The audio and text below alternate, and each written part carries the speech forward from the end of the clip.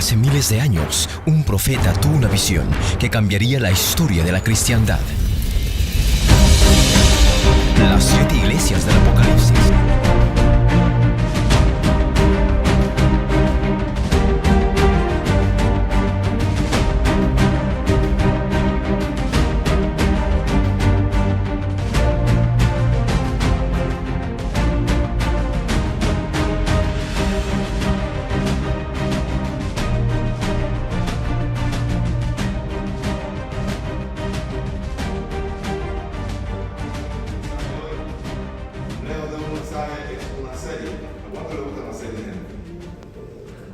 Pues esta es una serie y no es de Netflix, pero puede que esté mucho mejor de las que ustedes han podido ver. No, realmente es un reto para mí hablar un poco, que es lo que pretendo acerca del libro de Revelaciones. El libro de Apocalipsis realmente es un libro que nunca me había adentrado a estudiar a profundidad y menos a hacer un mensaje acerca de lo que nos da, ¿no? Y es un libro realmente que nos habla en un lenguaje a veces un poco difícil, abstracto, profético, y nos cuesta mucho trabajo entender, pero ahí está su Santo Espíritu para guiarnos y para revelarnos todo lo que está puesto ahí para nosotros, porque es para nosotros, como toda su palabra, ¿no? Y realmente llegó a mi corazón hacerles un mensaje. Bueno, realmente son 7 mensajes que pienso, con el favor de Dios, ir poco a poco transmitiéndoselo a la iglesia acerca de las 7 cartas que el Señor le da a sus 7 iglesias, porque en cada una de ellas hay una lectura para nosotros. Hay muchos estudiosos que lo han definido de diferentes formas, que ahora lo veremos, pero esas 7 cartas que fueron enviadas a 7 iglesias que realmente existían en aquel tiempo es totalmente actual y válida para nosotros hoy, porque nos revela identidad, personalidad, carácter de la iglesia en la cual vivimos hoy en día. Gloria al Señor.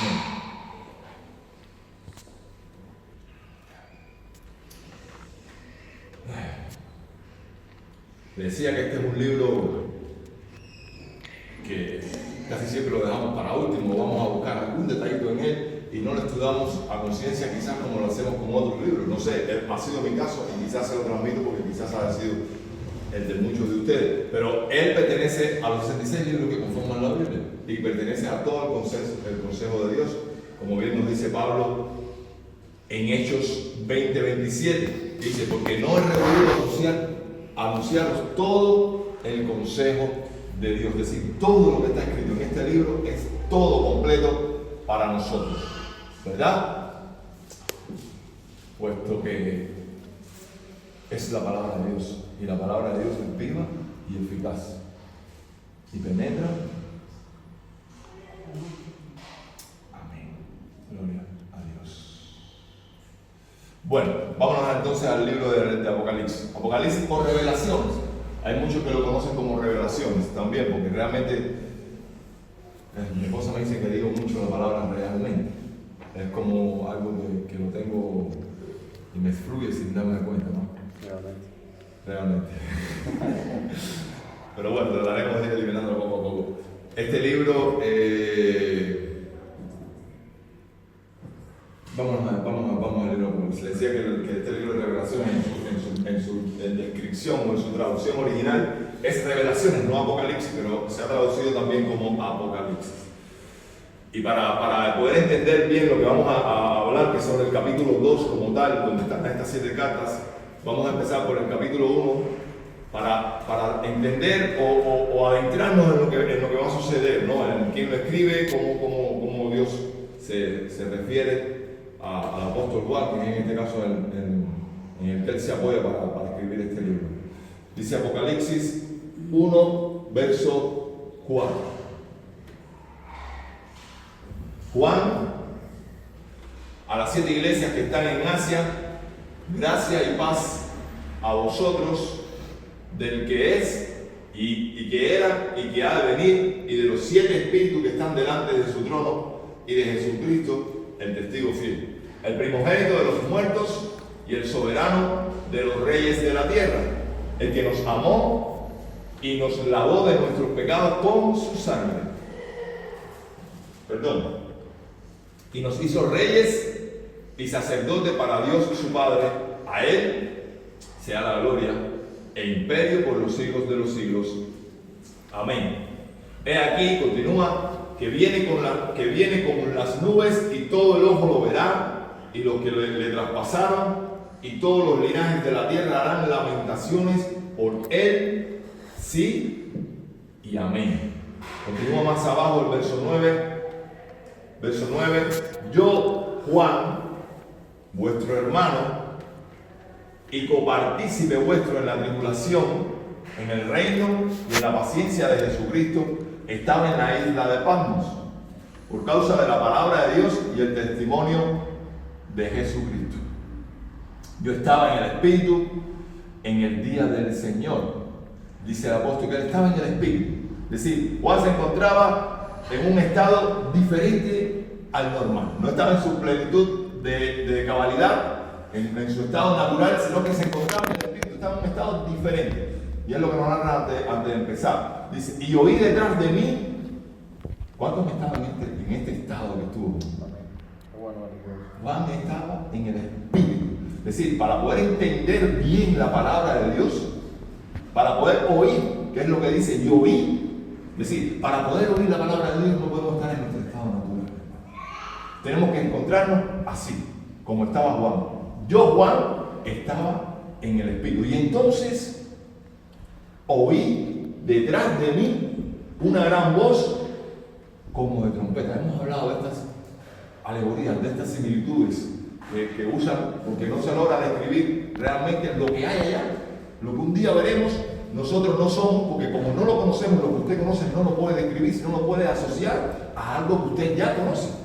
Y entonces dice, yo oí una gran voz como de trompeta, pero no era de trompeta, que decía, yo soy el alfa y el omega, el primero y el último.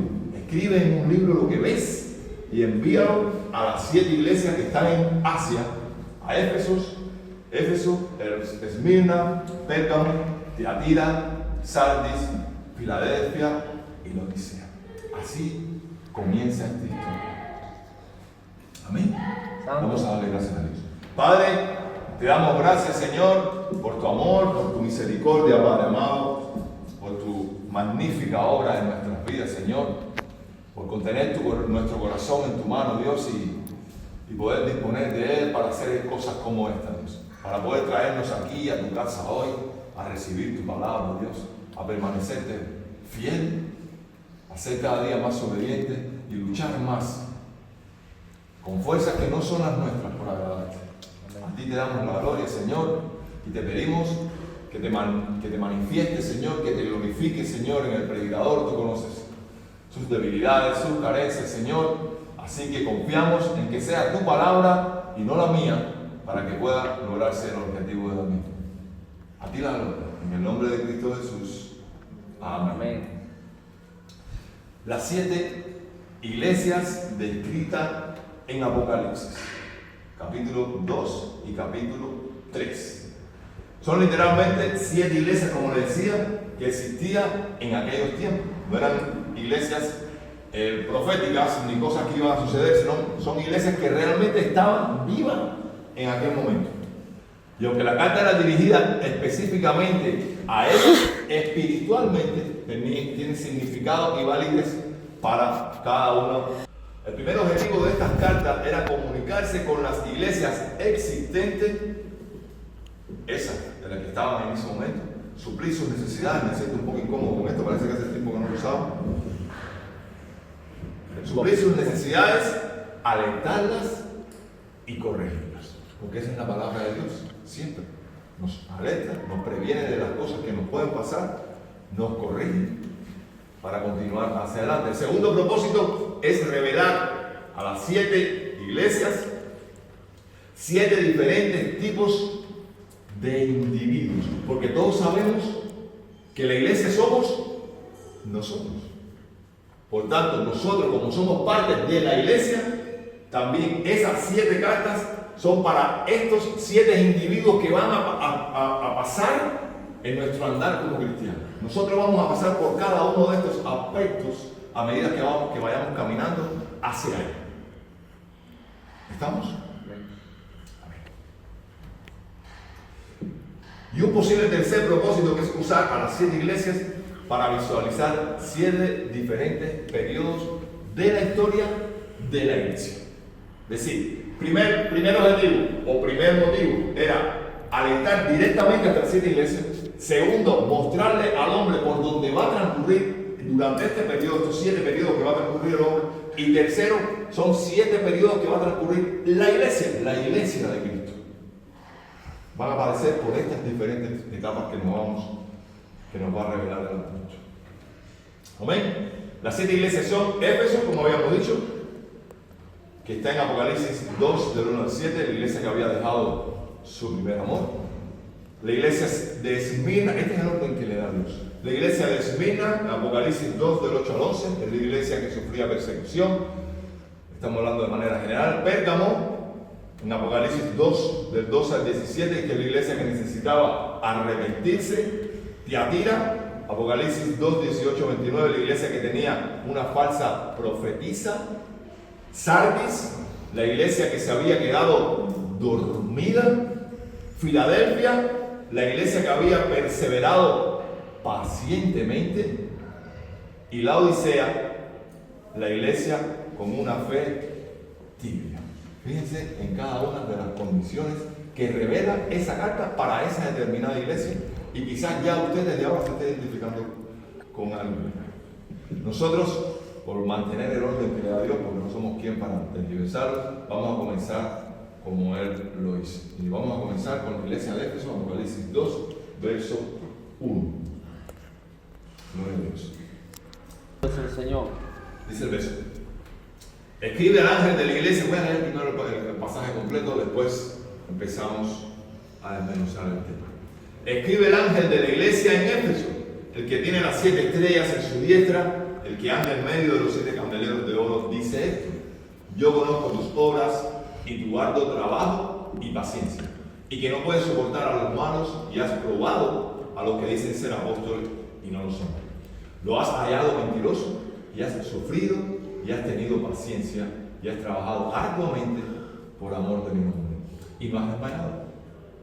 Pero yo este mensaje cuando lo iba a hacer, dije, y todavía lo tengo, tenía mucha duda en cómo nombrar el pasaje, el mensaje. La primera le puse las 7 cartas para estas 7 iglesias. Después se me ocurría 7 novias para un novio. Y después caí en los peros de Dios. En los peros de Dios. Porque en cada carta Dios sigue un patrón. Primero te alaba. Primero reconoce las cosas positivas de cada iglesia. Después corrige. Y después aconseja. Siempre hace lo mismo. Es el famoso método del sándwich, ¿no? Una lasca de jamón, una de queso, una lasca de jamón, una de queso. Sí, primero te alabo, después te corrijo y después te aconsejo. Así trabaja Dios. Amén. Gloria a Dios. Nos quedamos verso 3, 4, verso 4. Pero tengo contra ti que has dejado tu primer amor. Recuerda por tanto de dónde has caído y arrepiéntete y haz las primeras obras. Pues si no, vendré pronto a ti y quitaré tu candelero de su lugar si no te hubieras arrepentido. Pero tienes esto, que aborreces la obra de los nicolaitas, las cuales yo también aborrezco. El que tiene oído, oiga lo que el Espíritu dice a las iglesias. El que venciere, le daré a comer del árbol de la vida, el cual está en medio del paraíso. Santo. Gloria a Dios. Esta es la primera carta que el Señor le manda a la primera iglesia. Antes de meternos en este texto, yo quería hablarle acerca de esta iglesia y acerca de este tiempo. Porque esta iglesia fue plantada por Pablo en Éfeso. Pero ustedes conocen el poder de la atmósfera, ¿no? Y creo que hemos hablado de esto aquí en la iglesia. Es decir, el lugar donde las condiciones, las características, la idiosincrasia del lugar donde usted plante una iglesia va a influir directamente en esa iglesia, en el carácter de esa iglesia. Los que somos emigrantes sabemos que el evangelio, siendo el mismo evangelio, aquí en Europa no es igual al que nosotros vivimos en Latinoamérica. Amén. No es así. No es verdad que hay cosas que a pesar de tener la misma doctrina y guiarnos por el mismo Dios, hay muchos cambios. Solamente por regiones diferentes, solamente por estar situados en lugares geográficos distintos, influyen directamente en el carácter de la iglesia. ¿Es real o no? Amén. ¿Es o no es? Pues por eso es importante saber en qué lugar estaba plantada esta primera iglesia, para saber por qué es la corrección de esta manera de Dios. Amén.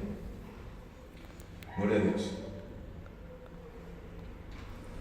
Entonces, Éfeso fue en la antigüedad una localidad del Asia Menor, en la actual Turquía. No sé si la palabra de Dios es maravillosa y provoca en nosotros una atracción increíble, que nosotros, aunque queramos prestarle la atención, humanamente no lo vamos a lograr hacer, pero tenemos que oír la palabra de Dios.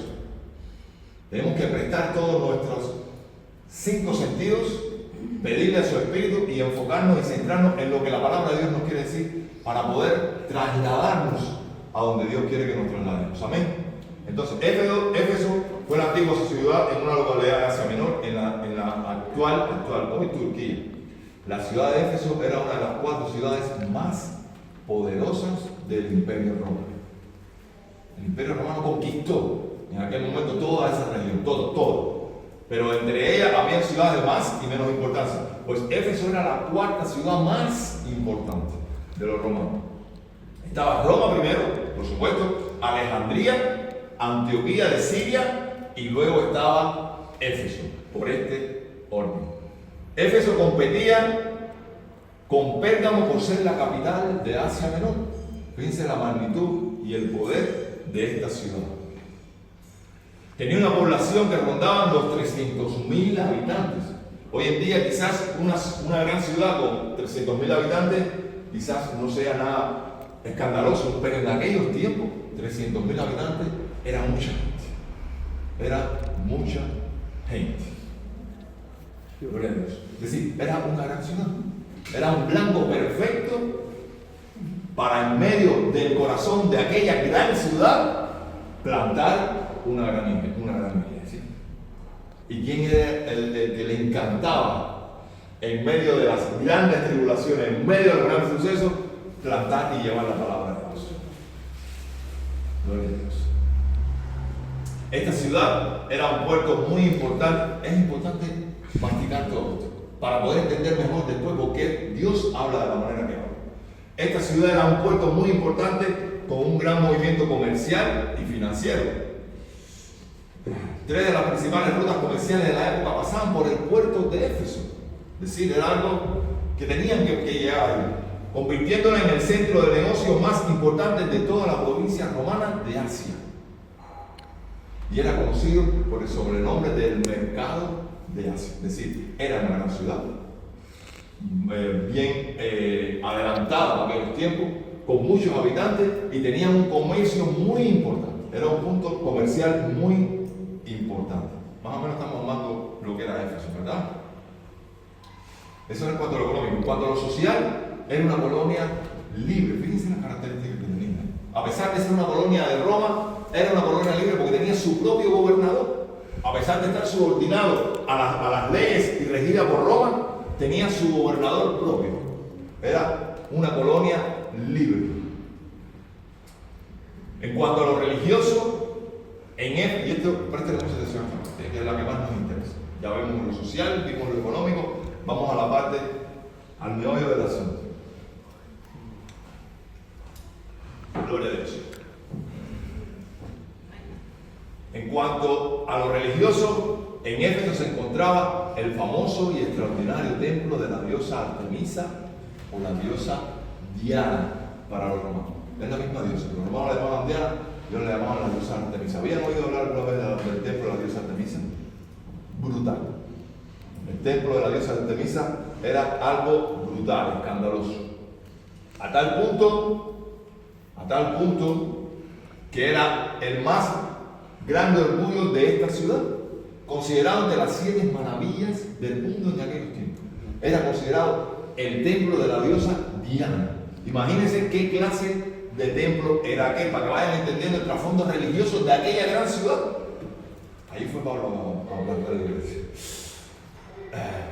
Era 4 veces mayor o más grande que el Panteón de Atenas. Y el Panteón de Atenas, según los romanos, era el lugar donde residían los dioses. Es decir, el Panteón de Atenas para ellos era el lugar donde los dioses vivían.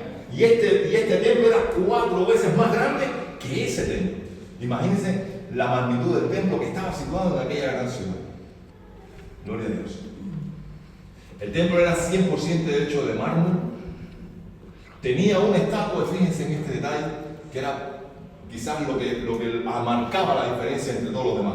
Tenía una estatua o una esfinge que no había sido esculpida por hombre alguno, sino que era una estatua formada por una roca caída del cielo. Y la Biblia nos lo revela.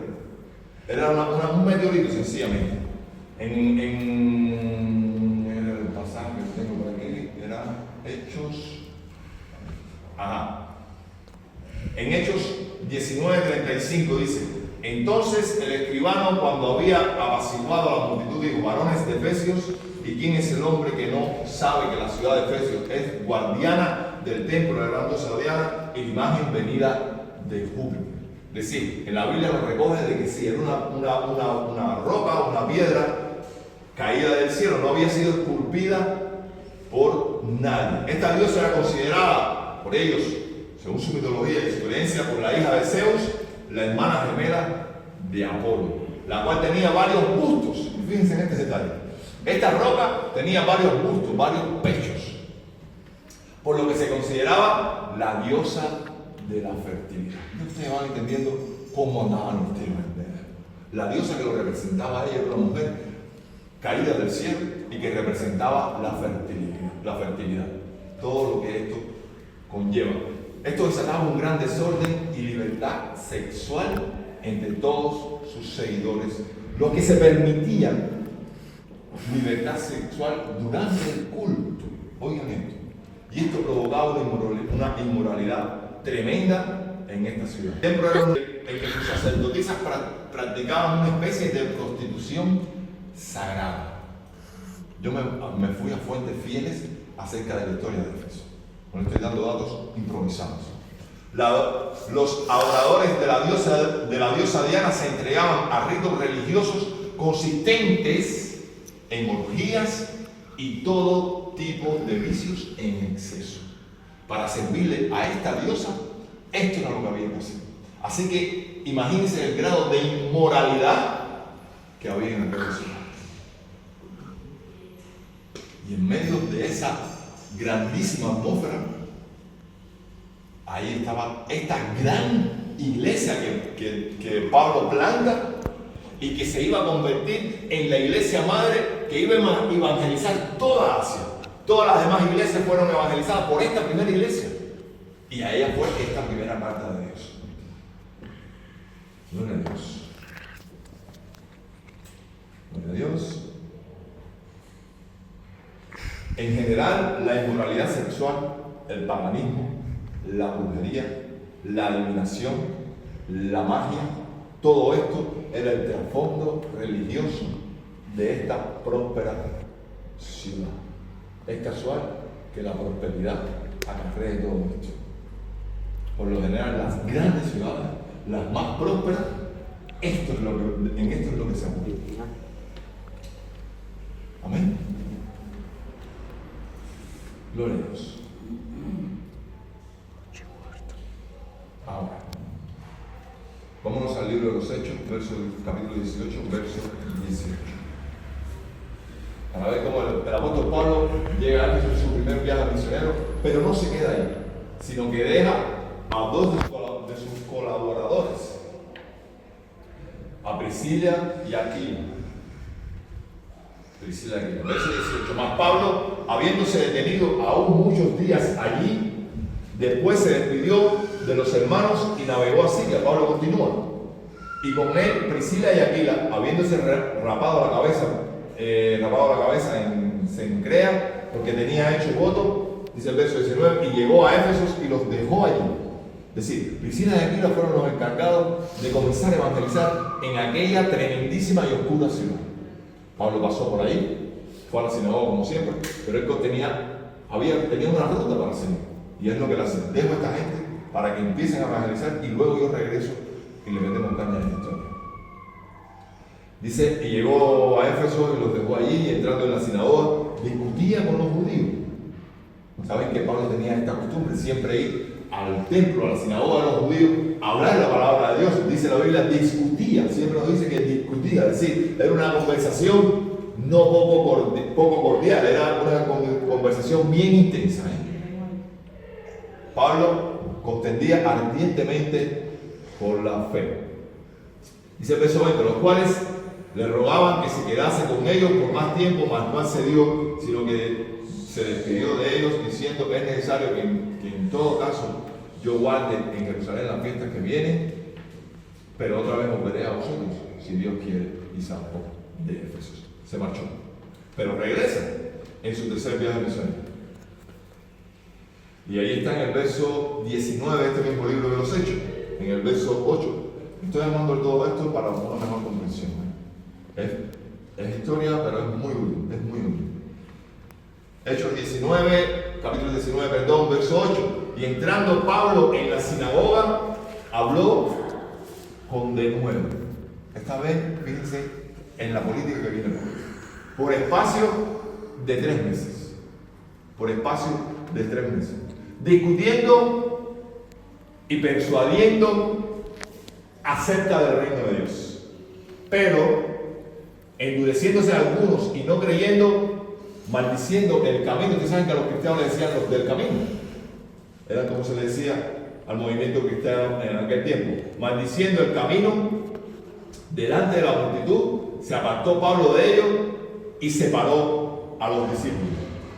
Discutiendo, bueno, él llegó a la sinagoga, dio su mensaje, vio que aquello quizás no había mucho que hacer, le dijo, chicos, vamos. Y entonces llega a otro lugar, dice, discutiendo cada día en la escuela de uno llamado Tirano. Y hay un detalle aquí, discutiendo cada día, por 3 años. Había una tarea durísima con esta gente, discutiendo cada día, dice la palabra de Dios, por 3 años. Dos. Pues continúa en la sumatoria en la que da. Ya había estado 3 años en la sinagoga, ya estaba por 2 años discutiendo cada día en la escuela de un llamado Tirano. Así continuó por espacio de 2 años, de manera que todos los que habitaban en Asia, judíos y griegos, oyeron la palabra del Señor Jesús. Amén. ¿Qué produjo esta tremendísima tarea de Pablo en medio de aquella ciudad que ya conocimos? Imagínense, en medio de aquella ciudad, Pablo decide plantar una iglesia por orden de Dios.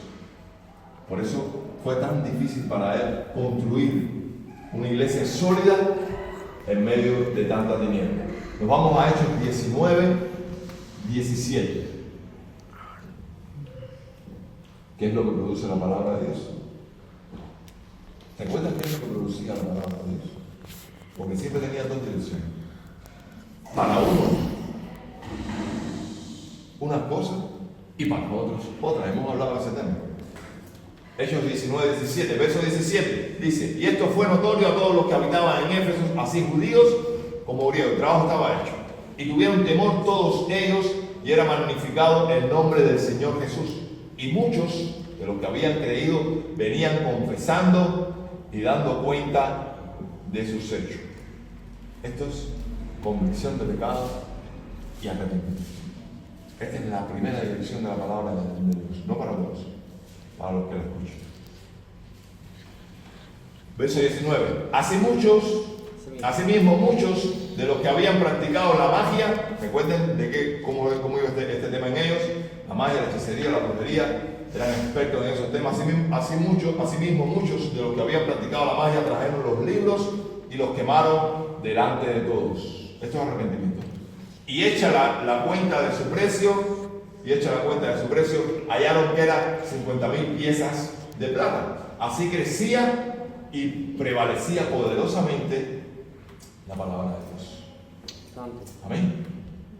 Ahora, no en todos productos, porque la palabra de Dios o te da convicción de pecado y te arrepientes, o te alborotas y te levantas contra ella. Es decir, o te sirve para salvación o te sirve para condenación. Es así. Gloria a Dios que en usted lo ha llevado para salvación y lo tiene aquí sentado. Pero en muchos provoca todo lo contrario de lo que usted provoca. Dice 1 Corintios 11:19, pues en primer lugar, cuando os reuní como iglesia, oigo que hay entre vosotros divisiones, y en parte lo creo. Porque es preciso, ojo en esta palabra, porque es preciso, este es el objetivo de la palabra, traer discusión, distensión, revelar el material, revelar de qué estamos hechos. Es la palabra de Dios la que va a definir si hacia aquí o hacia aquí. Repito, dice, pues en primer lugar, cuando reuní como iglesia, le está hablando a la iglesia de los Corintios.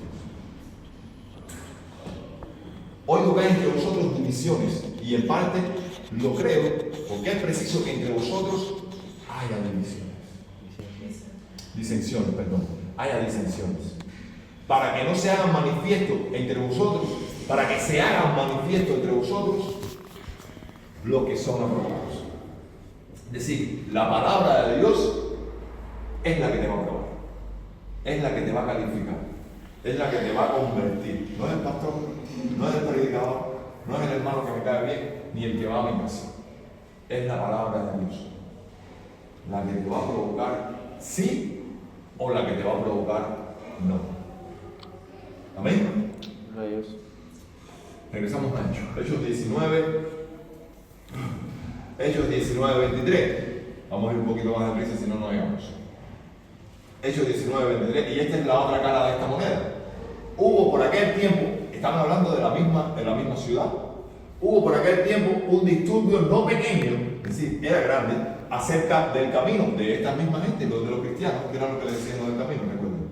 Verso 24. Porque un platero llamado Demetrio, que hacía de plata templecillos de Diana, daba no pocas ganancias a los artífices. Es decir, esta gente, como eran tan religiosos, eran tan creyentes en la diosa Diana, no en Cristo Jesús, pues se dedicaban a la venta de esfinges, de figuritas, cositas de estas, y así vivían muchos de ellos. Había un comercio muy importante de esto porque había mucha credibilidad en esta diosa, porque nos permitía todo lo que a nosotros nos encanta, la inmoralidad.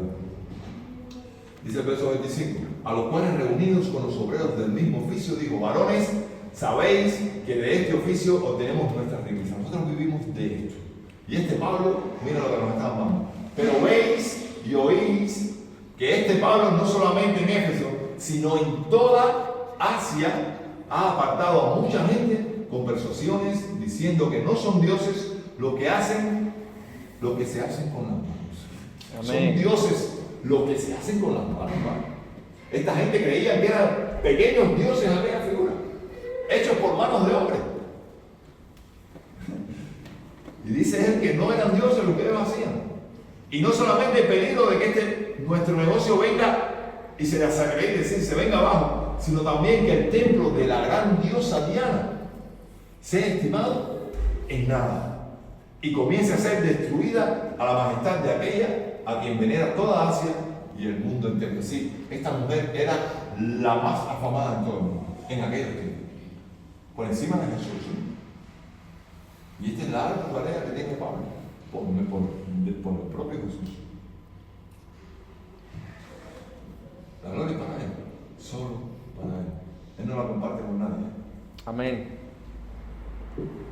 Así que Pablo, como en muchos otros lugares, tuvo que salir pitando, como se dice, de aquella ciudad, porque le pedían la cabeza. Dice Hechos 21.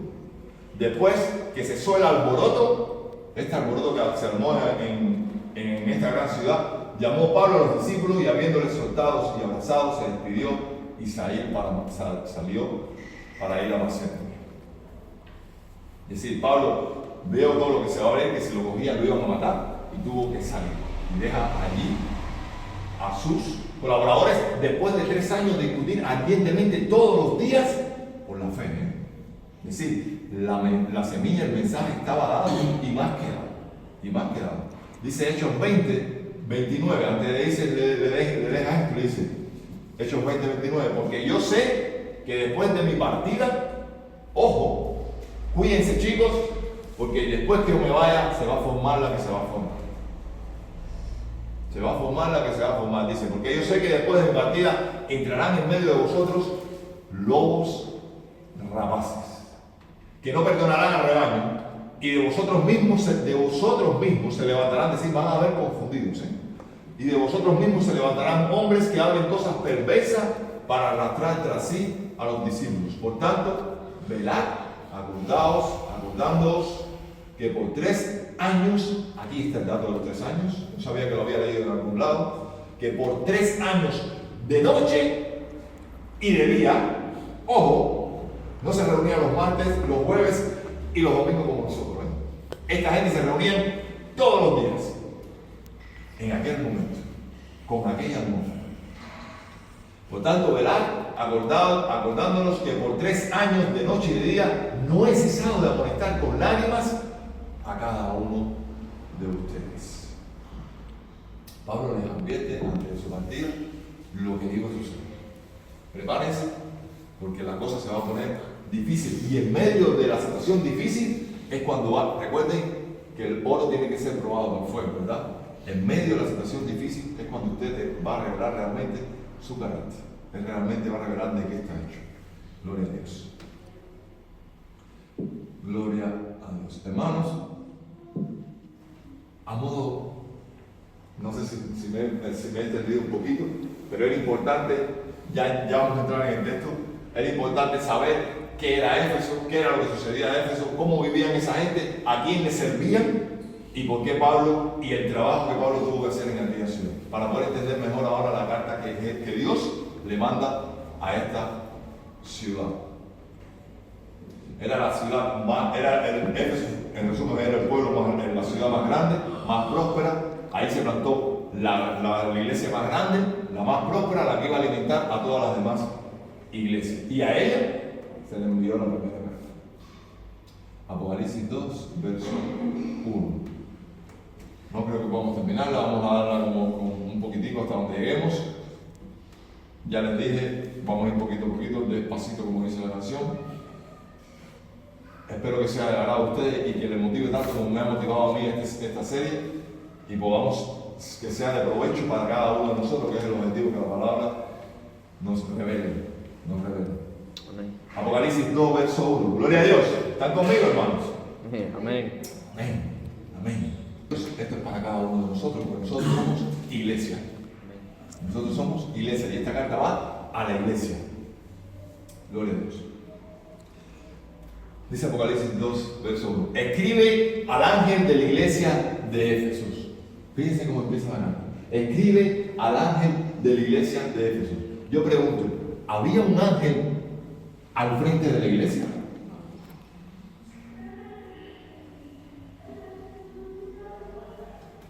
Según los estudiosos, no yo, los historiadores, los que se han metido más a profundidad en estos temas, hay dos caminos, dos tendencias entre ellos. Y hay uno más conservador. Hay uno que sí se inclina a que cada iglesia tiene un ángel dispuesto por Dios. Hay otros que dicen que no, que es un lenguaje, no me acuerdo el nombre del lenguaje, pero es un tipo de lenguaje que lo que nos representa es el ministro, el sacerdote, el pastor o los pastores que estén al frente de esa iglesia, es a la que iba dirigida la carta. Hay otros que dicen que sí había un ángel y hay otros que dicen que la carta era a los dos. Lo mismo al ángel que al pastor. Si yo tuviera que dar mi opinión, yo creo que la carta va a los dos. No me voy a mojar, por decirlo de alguna manera. Porque hay datos, por ejemplo, en Hebreo 1:14 dice, no son todos los ángeles, dice, Pablo está diciendo, no son todos los ángeles espíritus dedicados al servicio divino, enviados para ayudar a los que... Pero puede ser que cada iglesia esté presidida por un espíritu de Dios, un ángel. O puede que haya sido dirigida directamente al pastor o los pastores de aquella iglesia también acá. Eso lo digiere usted. Continúa el verso. Dice: el que tiene las 7 estrellas en su diestra y el que anda en medio de los 7 candeleros de oro dice esto. El que tiene las 7 estrellas a su diestra. ¿Qué son las 7 estrellas? ¿Qué son las 7 estrellas? Voy a ir rapidito. Ustedes no lo busquen, yo voy a leer, porque si no vamos a perder mucho tiempo. Dice Apocalipsis 1:20, el capítulo anterior, el verso 20, del mismo libro. El misterio de las 7 estrellas que has visto en mi diestra, está diciendo Dios. El misterio de las 7 estrellas que has visto a mi diestra y los 7 candeleros de oro. Las 7 estrellas, Él nos lo explica. Es cuestión de ir armando las cosas. En el verso anterior lo había dicho. Dice, las 7 estrellas son los ángeles de las 7 iglesias. ¿Ven por qué perfectamente puede estar un ángel al frente de cada iglesia? Dice, los 7 candelabros, las 7 estrellas son los 7 ángeles de las 7 iglesias. Y los 7 candeleros, en el que continúa diciendo el verso, que has visto, son las 7 iglesias. Es decir, ahora cuando leemos el texto que dice, el que tiene las 7 estrellas a su diestra y el que anda en medio de los 7 candeleros de oro, es decir, el que tiene los 7 ángeles en cada una de las iglesias, de estas 7 iglesias hay un ángel, y el que anda entre las 7 iglesias, fíjense que Dios anda entre nosotros, ¿no? Dios está aquí, lo dice su palabra. Él anda entre los 7 candeleros, entre estas 7 iglesias. Y nosotros pertenecemos a esas 7 iglesias, porque nos identificamos con cada una de ellas. Es decir, Dios está diciendo que Él anda entre la iglesia. Él se mueve entre nosotros y nosotros lo sabemos. Lo hemos experimentado también. Y tenemos fe que así es. Si no estuviéramos aquí, si no estuviéramos perdiendo tiempo. Si venimos aquí a vernos las caras y que alguien le dé una charla, puede irse a una consulta de estos psicólogos y los que te vienen arriba, que a lo mejor va a salir mejor. Continúa el verso. Gloria a Dios. Dice el verso 2, capítulo 2. Yo conozco tus obras. Capítulo 2, perdón. Verso 2 del capítulo 2 de Revelaciones. Dice el Señor, gloria a Dios. Yo conozco tus obras. En el original, la palabra usada tenía el sentido de un conocimiento pleno, completo, total de cada uno de ellos. Y es lo que quiere decir a Dios ahí. Yo conozco tus obras. El que esté sentado al lado tuyo quizás no la conozca. Quizás vea lo que tú le puedas demostrar. Quizás sea capaz de ver lo que tú le des. Pero yo conozco tus obras. Yo conozco tu vida completa, desde que te levantas hasta que te acuestas, dice el Señor. Es el sentido que tenía esta palabra, era de generalidad, de total, de full, todo. Yo sé todo lo que tú haces. Yo conozco todo donde tú te mueves. Y dice, y tu harto trabajo. Y aquí comienza a exaltar estas cualidades que tenía esta iglesia. Casualmente son 7 cualidades. Empieza a exaltarlas una por una. Dice, y tu harto trabajo y paciencia. Y que no puedes soportar a los malos y has probado a los que dicen ser apóstoles y no lo son, y lo has llevado como mentiroso. Y has sufrido, y has tenido paciencia, una vez más, 5, y has trabajado arduamente, por amor de mi nombre, 6, y no has desmayado, 7. 7 cualidades positivas de esta iglesia en medio de aquel mundo. 7 cualidades positivas. Y usted se para delante de estas 7 cualidades positivas y usted dice, wow, yo quisiera que esa fuera mi iglesia. Fíjense las características que tenía esta iglesia. Fíjense los valores que tenía esta iglesia. Gloria a Dios. ¿Dónde me quedé? Aquí. 4. Trabajo. Es decir, esa gente trabajaba mucho. Era típico porque Pablo lo había contagiado con ese espíritu. Pablo trabajaba todos los días y esta gente seguía en el legado que él le había dejado. Pues trabajaba todos los días.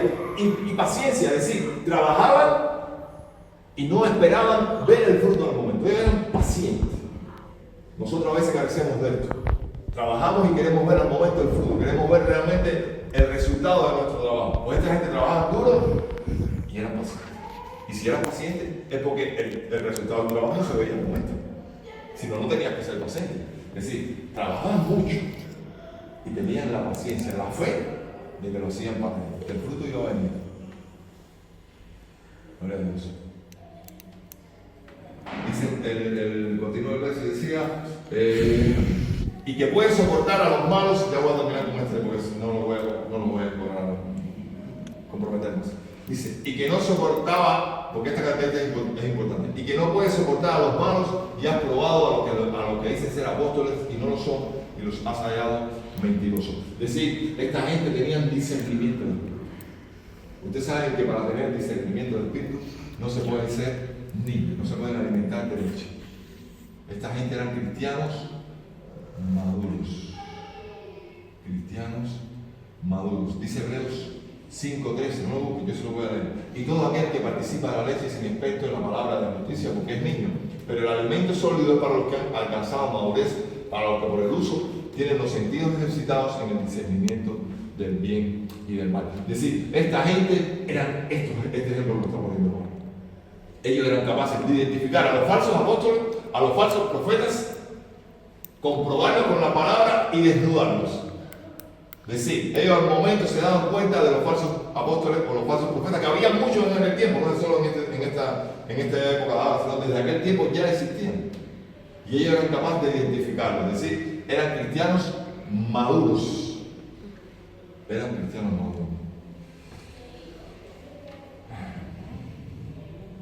Dice Pedro, segunda de Pedro 2:3. Segunda de Pedro 2:3. Yo sé que esto es un tema denso, pero hay una lectura tremenda aquí al final del pasaje. Segunda de Pedro 3, verso 16.